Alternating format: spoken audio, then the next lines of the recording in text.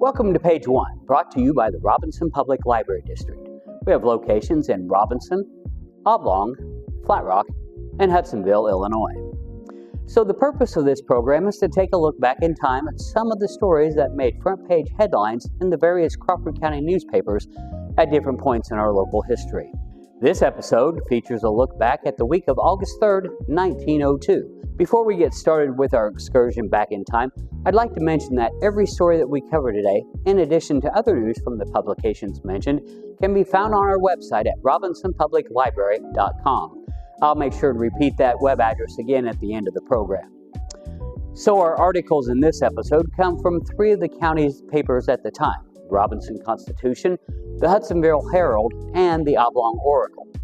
We lead off this episode with a notice from the Wednesday, August 6th edition of the Robinson Constitution.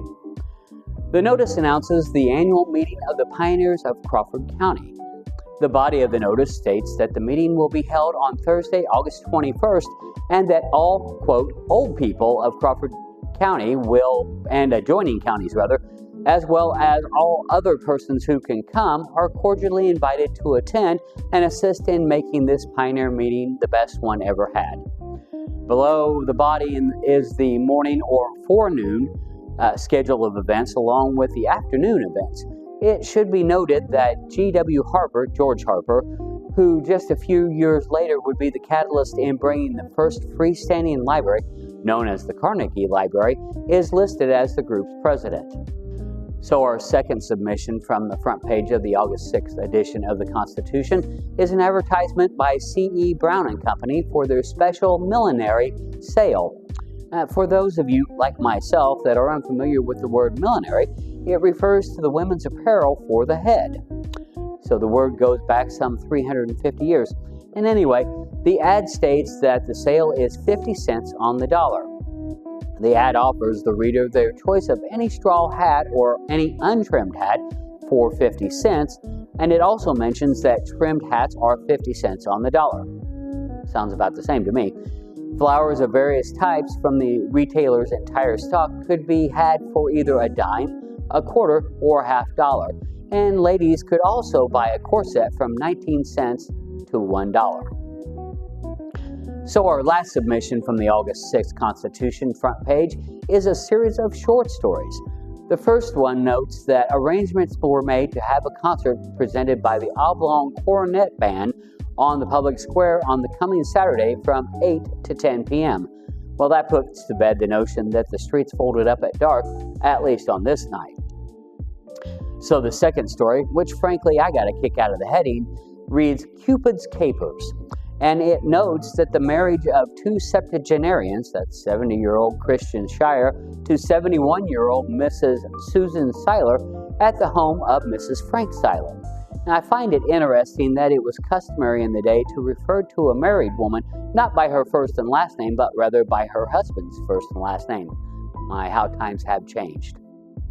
And so our third short story has the heading, Simply Baseball. And the story highlights that the Robinson Club went to Marshall the previous Thursday and, quote, got licked to the tune of 6-0. The wording used in the previous decades also makes me laugh. You wouldn't see that in today's newspapers. The story continues that Marshall will come to Robinson the next day and for two games, one that afternoon and then the other on Friday morning, and that, quote, our boys expect to let them know how it feels to run up an unbroken line of goose eggs. Again, language of the day. And so our last of the short stories is entitled Novelty Race, and it starts by stating that the big race of the season will come off at the track south of town on Saturday, August 16th. Now, for those of you that are unaware, there used to be a horse racing track situated in the approximate location of where today stands the different baseball and softball diamonds at Robinson City Park.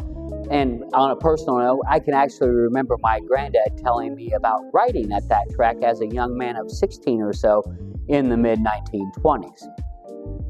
Well, anyway, that story continues that this will be a novelty race featuring 5 horses.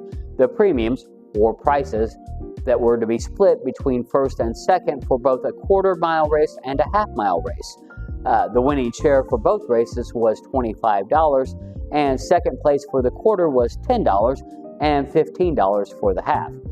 The story concludes with the assurance from the track's management that attendees will not be disappointed.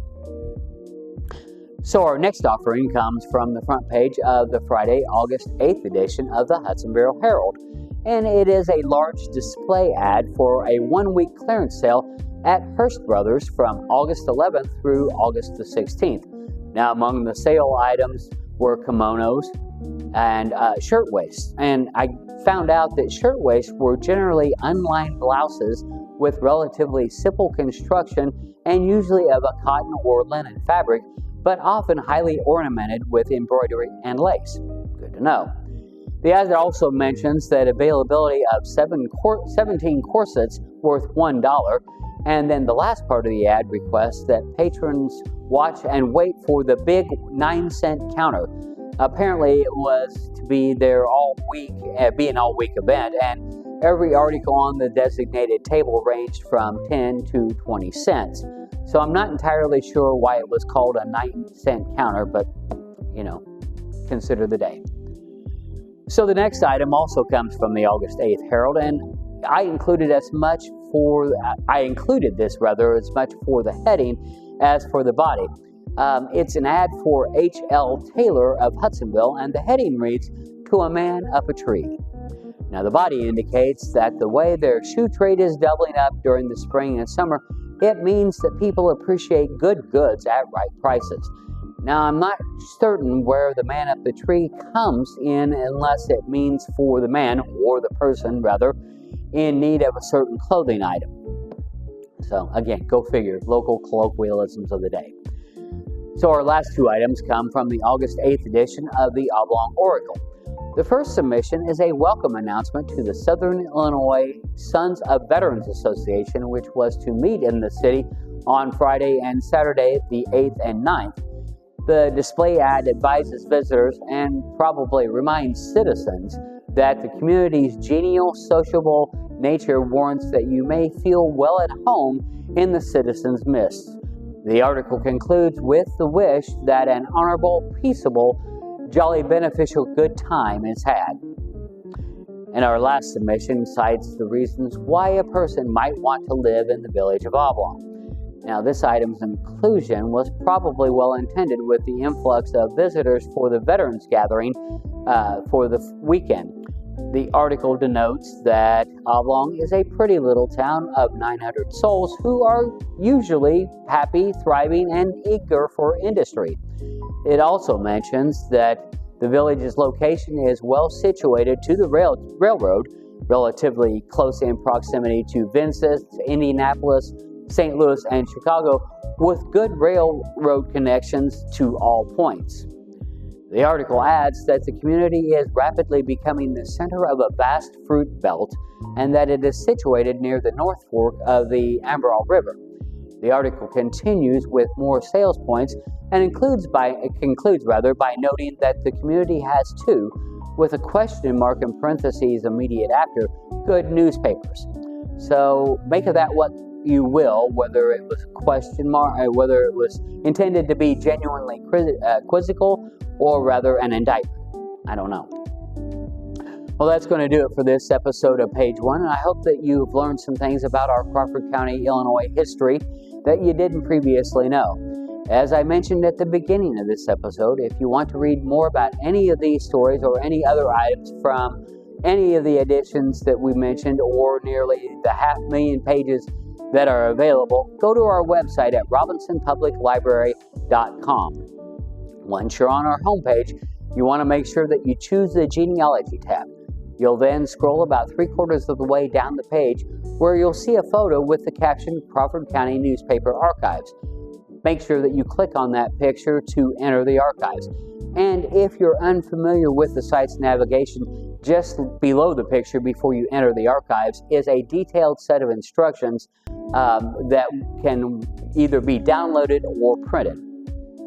And I'd like to remind you, as always, that if you like this episode, make sure that you click our like button and also hit the subscribe button. Thank you again for watching, and we hope that you'll tune in for our next installment of Page One.